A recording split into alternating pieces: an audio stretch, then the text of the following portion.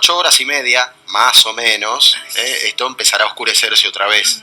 Vamos a tomar contacto con un doctor en astronomía, Daniel Carpintero. Daniel, gracias por atendernos, buen día. Buenos días. Bueno, aquí tratando de hacernos especialistas en eclipses, cosa que nos pasa a los argentinos ante fenómenos como estos, ¿no? Daniel, si tuviéramos que graficar ahora cómo está el fenómeno astronómico en este momento, 8:20 de la mañana, ¿qué podríamos decir? ¿Está madurando el eclipse? Bueno, en una figura retórica sí se podría decir que está madurando y se viene el eclipse para dentro de unas horas. Eso es inexorable, ¿no es cierto? Las leyes físicas nos permiten predecir cuándo se va a producir un eclipse y efectivamente se va a producir, así que ya sabemos que en unas horas lo vamos a tener acá. Daniel, ¿qué ocurre cuando sucede un eclipse? Bueno, es un fenómeno físico muy sencillo, es simplemente un objeto que se interpone delante de una fuente de luz y produce sombra. En este caso el objeto es la luna, la fuente de luz es el sol y la sombra sobre la que está produciendo es sobre la superficie de la Tierra. ¿Y qué? El tema es que la luna es... No, me decía, sí, por favor, la luna...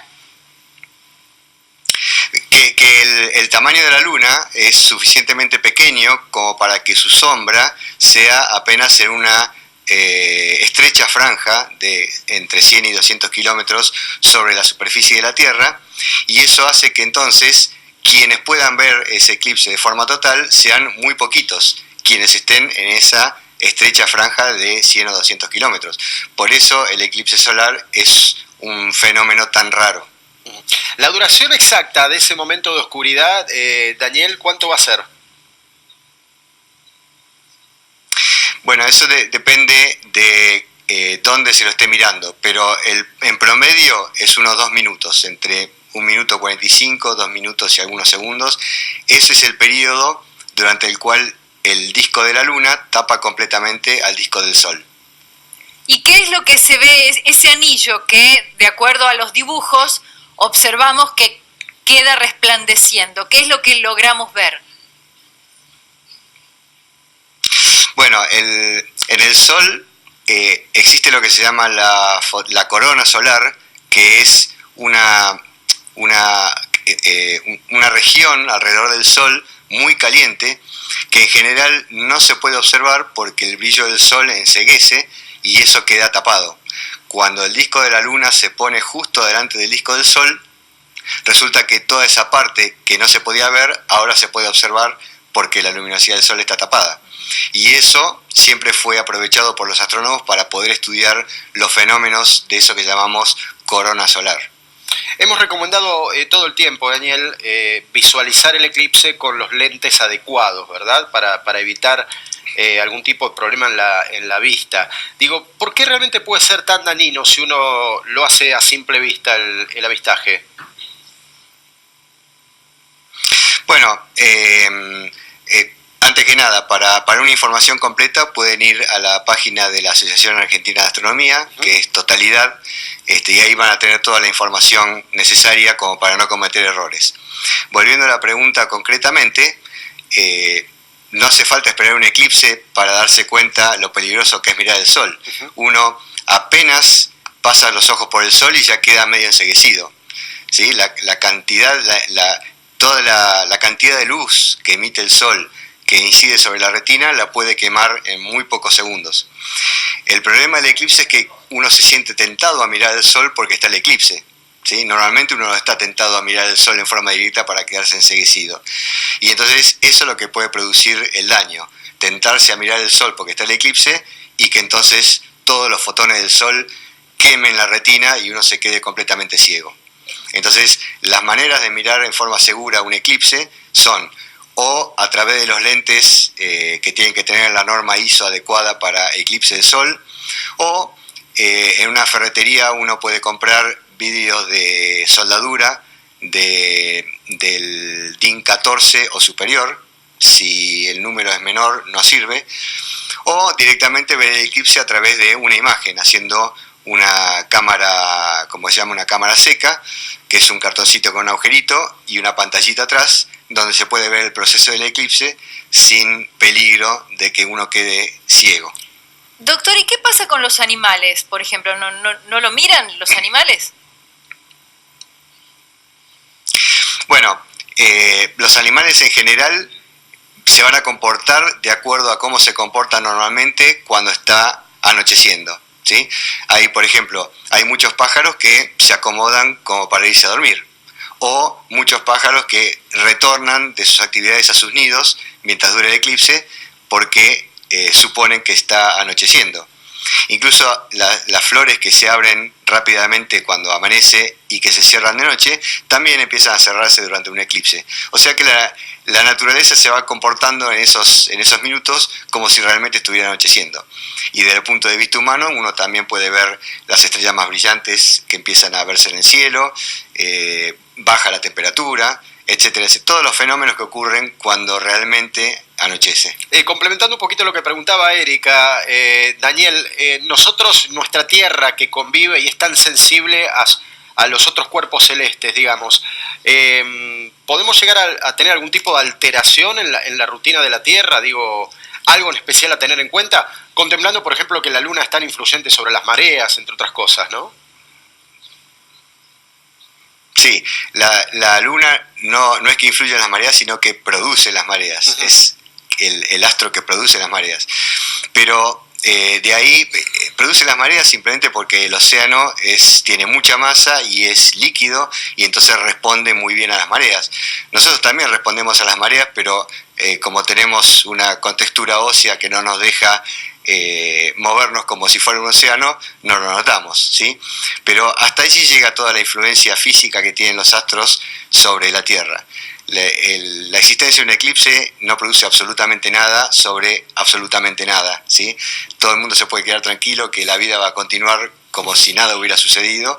Simplemente tenemos que disfrutar de este espectáculo celeste que nos brinda la naturaleza cada cierta cantidad de años. Daniel, seguro que ustedes los especialistas lo aprovechan más en el término de los estudios, ¿no? Pero recién, a propósito de que le mencionaba, ¿qué aprovechan para estudiar en este ratito? Porque son minutos que dura el eclipse. ¿Qué se puede descubrir, por ejemplo? ¿O qué buscan? Bueno, sí, una de los motivos por los cuales es muy buscado el eclipse solar total es justamente lo que hablábamos hace unos minutos de la corona solar.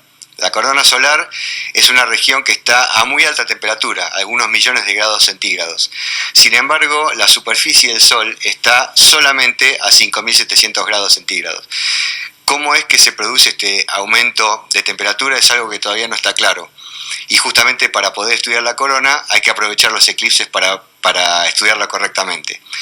Se pueden hacer otros estudios, como por ejemplo, por el tiempo que la Luna está ocultando al Sol y la distancia a la Luna, se pueden medir tamaños relativos entre los astros y perfeccionar ese dato. Bueno, un montón de otros estudios que se pueden hacer también aprovechando el eclipse total. Daniel, ¿puede haber un avistaje complementario con el hecho de que la Luna se atraviese entre nosotros y el Sol? ¿Se puede ver alguna otra cosa, otro cuerpo celeste, algo que estén buscando? No, simplemente con respecto desde el punto de vista astronómico no, pero sí a ojo desnudo se van a poder ver las estrellas más brillantes.